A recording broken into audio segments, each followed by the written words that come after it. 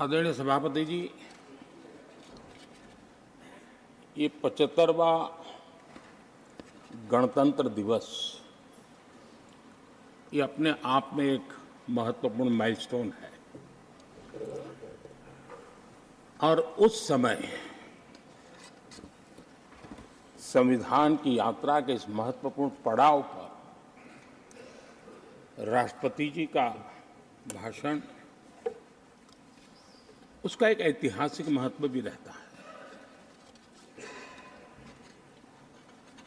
और उन्होंने अपने भाषण में भारत के आत्मविश्वास की बात कही है, भारत के उज्जवल भविष्य के प्रति विश्वास को प्रकट किया है और भारत के कोटि कोटि जनों का जो सामर्थ्य है उस सामर्थ्य को बहुत ही कम शब्दों में लेकिन बहुत ही शानदार तरीके से देश के सामने सदन के माध्यम से प्रस्तुत किया है। मैं राष्ट्रपति जी के इस प्रेरक उद्बोधन के लिए और राष्ट्र को दिशा निर्देश के लिए और एक प्रकार से विकसित भारत के संकल्प को सामर्थ्य देने के लिए हृदय से बहुत बहुत आभार व्यक्त करता हूं।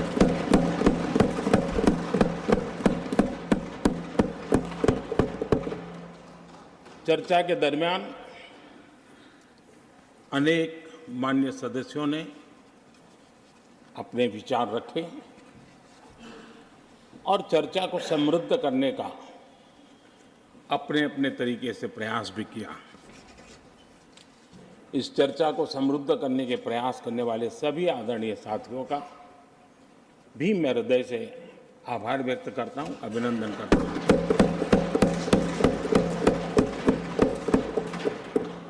कुछ साथियों के लिए आलोचना करना, कड़वी बातें करना ये उनकी मजबूरी थी, उनके प्रति भी मैं संवेदनाएं प्रकट करता हूं।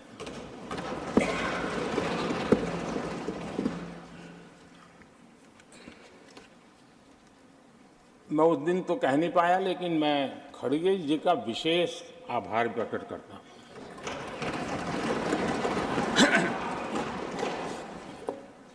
बहुत ध्यान से सुन रहा था खड़गे जी उस दिन में और ऐसा आनंद आया, ऐसा बहुत कम मिलता है। लोकसभा में तो कभी कभी मिल जाता है लेकिन आजकल वो दूसरी ड्यूटी पर है तो मनोरंजन कम मिलता है, लेकिन लोकसभा में मनोरंजन जो कमी हमें खल रही है उस दिन आपने पूरी कर दी।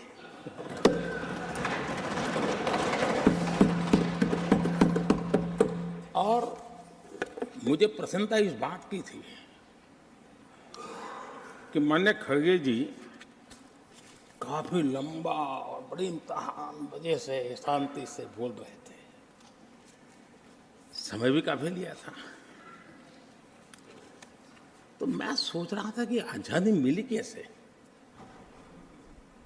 इतना सारा बोलने की आजादी मिली कैसे। तो मैं सोच तो रहा था लेकिन बाद में मेरे ध्यान में आया कि दो स्पेशल कमांडर जो रहते हैं ना उस दिन नहीं थे और आजकल नहीं रहते वो, और इसलिए बहुत भरपूर फायदा स्वतंत्रता का आदरणीय खड़गे जी ने उठाया।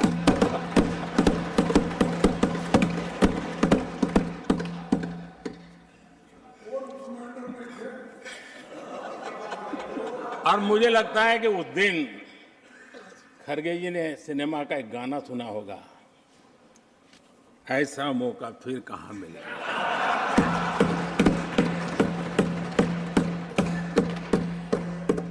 और खड़गे जी भी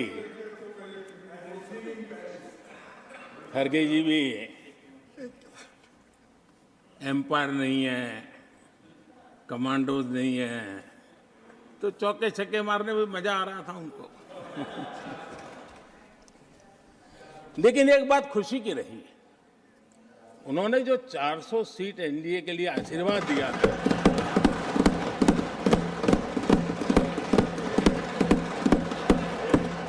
और मैं खरगे जी के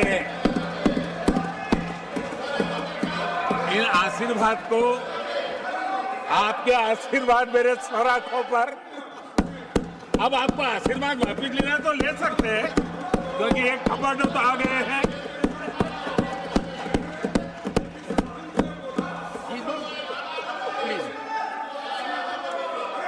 आदरणीय सभापति जी,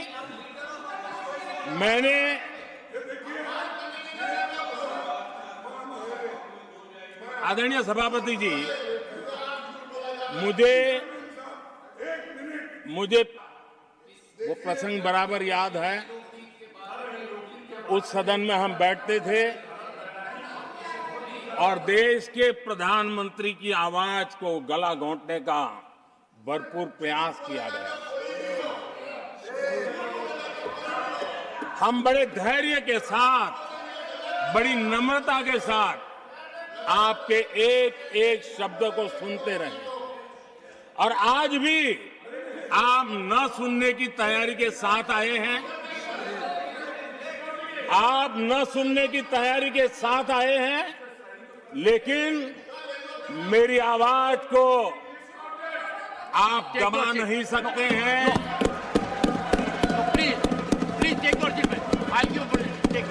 देश की जनता ने इस आवाज को ताकत दी हुई है। देश की जनता के आशीर्वाद से आवाज निकल रही है, और इसलिए आपने पिछली बार, मैं भी इस बार पूरी तैयारी के साथ आया हूं। मैंने सोचा था कि उस वक्त कि शायद आप जैसे व्यक्ति सदन में आए हैं तो मर्यादाओं का पालन करेंगे, लेकिन 1.5-2 घंटे तक क्या जुल्म किया था आप लोगों ने मुझ पर, और उसके बाद भी मैंने एक भी शब्दों की मर्यादाएं तोड़ी नहीं। आदरणीय सभापति जी, मैंने भी एक प्रार्थना की है, और प्रार्थना तो कर सकते हैं, और मैं तो करता रहता हूं। पश्चिम बंगाल से आपको जो चैलेंज आई है,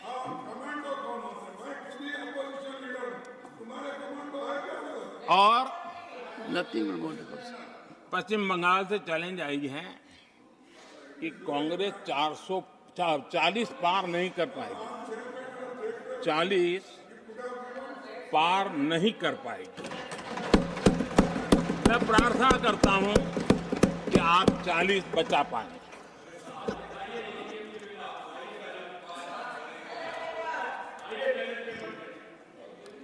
आदरणीय सभापति जी, हमको बहुत सुनाया गया है, और हमने सुना है। लोकतंत्र में आपका कहने का अधिकार है, और हमारी सुनने की जिम्मेवारी है। और आज जो भी बातें हुई हैं, उसको मुझे देश के सामने रखनी चाहिए, और इसलिए मैं प्रयास करूंगा। आदरणीय सभापति जी, ये जब सुनता हूं, उधर भी सुना, इधर भी सुना, मेरा विश्वास पक्का हो गया है कि ये पार्टी सोच से भी आउटडेटेड हो गई है।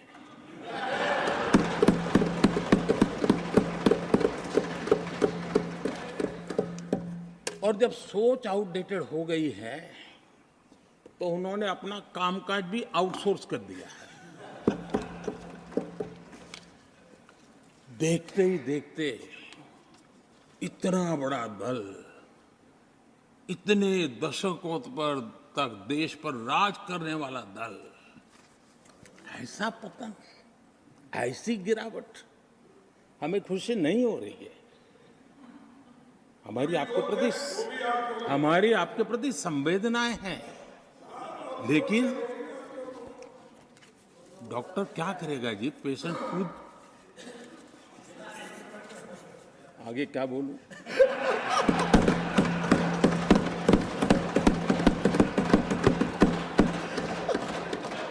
आदरणीय सभापति जी, ये बात सही है कि आज बहुत बड़ी बड़ी बातें होती हैं, सुनने की ताकत भी खो चुके हैं। लेकिन मैं तो देश के सामने बात रखने के लिए जरूर कहूंगा, जिस कांग्रेस ने सत्ता के लालच में सरेआम लोकतंत्र का गला घोंट दिया था, जिस कांग्रेस ने दर्जनों बार लोकतांत्रिक तरीके से चुन करके आई सरकारों को रातों रात भंग कर दी थी, बर्खास्त कर दिया, जिस कांग्रेस ने देश की संविधान लोकतंत्र की मर्यादा को जेल के सलाखों के पीछे बंद कर दिया था, जिस कांग्रेस ने अखबारों पर ताले लगाने तक की कोशिश की थी, आवाज, जो कांग्रेस देश को तोड़ने के नैरेटिव घटना का नया शौक उनको पैदा हुआ, इतना तोड़ा कम नहीं है, अब उत्तर दक्षिण को तोड़ने के लिए बयान दिए जा रहे हैं।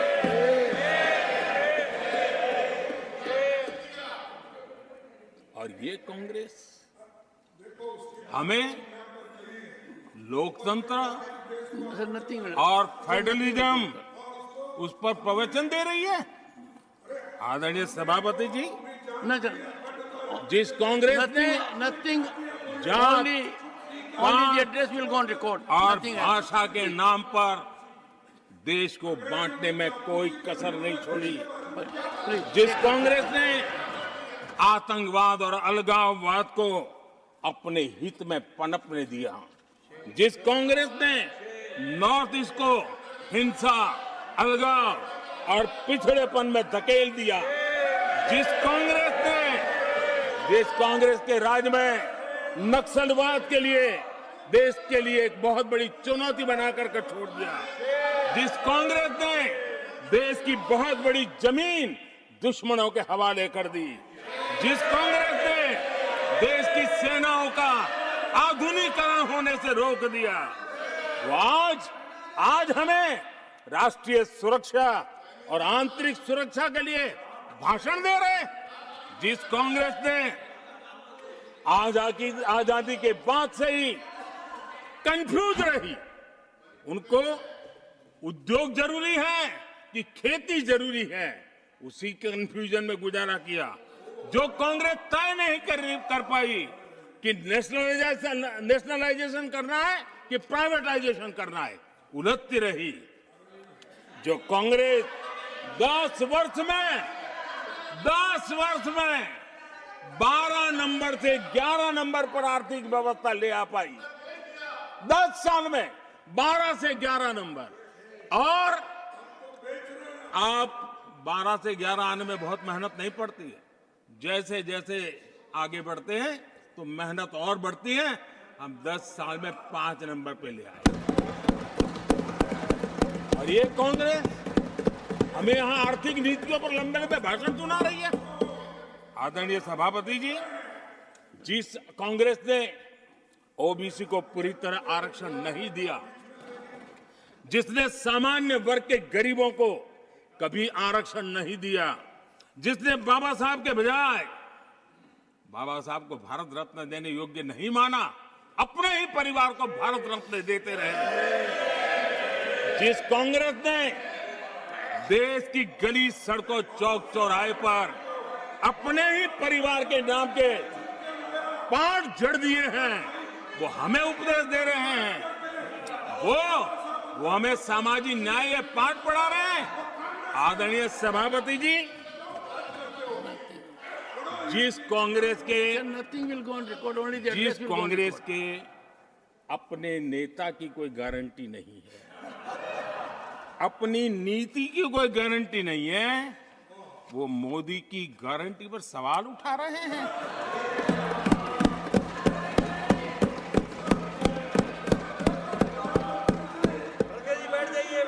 आदरणीय सभापति जी,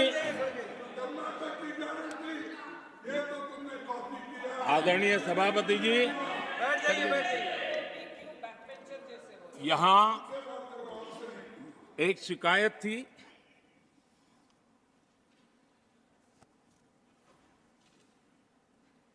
और उनको लगता है कि हम ऐसा क्यों कहते हैं, हम ऐसा क्यों देख रहे हैं। देश और दुनिया उनके 10 साल के कार्यकाल को ऐसे क्यों देखती थी? देश क्यों नाराज हो गया?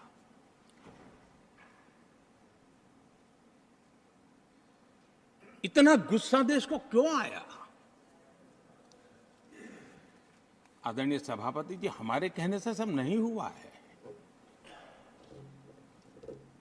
खुद के कर्मों के फल और अब तो सामने रहते हैं, वो कोई दूसरे जन्म में नहीं होते हैं, इसी जन्म में है। आदरणीय सभापति जी, कुछ हम किसी को बुरा नहीं कहते, हमें क्यों बुरा कहना चाहिए? जब उन्हीं को लोगों ने बहुत कुछ कहा हो तो मुझे क्या कहने की जरूरत है? मैं एक वक्तव्य सदन के सामने रखना चाहता हूं। मैं पहला कोट पढ़ रहा हूं। सदस्यगण जानते हैं, ये कोटेशन है। सदस्यगण जानते हैं कि हमारी ग्रोथ धीमी हो गई है और फिस्कल डेफिसिट बढ़ गया है।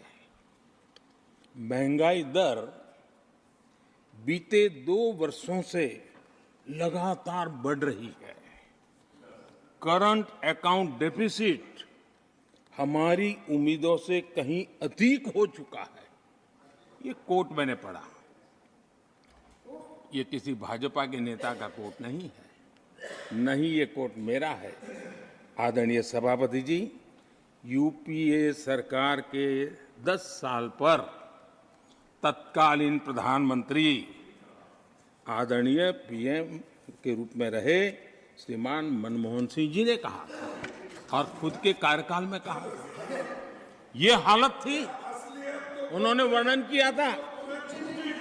आदरणीय सभापति जी, अब मैं दूसरा कोट पढ़ता हूं। देश में व्यापक गुस्सा है।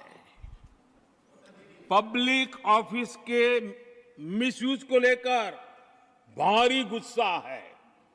इंस्टीट्यूशंस का मिसयूज कैसे होता था, ये उस समय ये भी मैंने नहीं करा, ये उस समय के प्रधानमंत्री पद पर डॉक्टर मनमोहन सिंह जी कह रहे थे। उस समय भ्रष्टाचार को लेकर पूरा देश सड़कों पर था, गली गली में आंदोलन चल रहे थे। अब मैं तीसरा कोट पढ़ूंगा।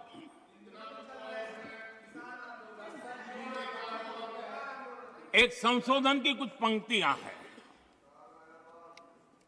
इसको भी आप सुनिए। टैक्स कलेक्शन में भ्रष्टाचार होता है, इसके लिए जीएसटी लाना चाहिए। राशन की योजना में लीकेज होती है, जिससे देश का गरीब सबसे अधिक पीड़ित है। इसको रोकने के लिए उपाय खोजने होंगे। सरकारी ठेके जैसे दिए जा रहे हैं, उस पर शक होता है। ये भी तत्कालीन प्रधानमंत्री आदरणीय मनमोहन सिंह जी ने कहा था। और उसके पहले और एक प्रधानमंत्री, उन्होंने ये कहा था कि दिल्ली से 1 रुपया जाता है 15 पैसा पहुंचता है। सुधार, बीमारी का पता था, सुधार करने की तैयारी नहीं थी। और आज बातें तो बड़ी बड़ी की जा रही है। कांग्रेस के 10 साल का इतिहास देखिए। फ्रेजाइल 5 इकोनॉमी में दुनिया में कहा जाता था, मैं नहीं, दुनिया कहती फ्रेजाइल 5, पॉलिसी पैरालिसिस, ये तो उनकी पहचान बन गई थी। और हमारे 10 वर्ष टॉप 5 इकोनॉमी वाले।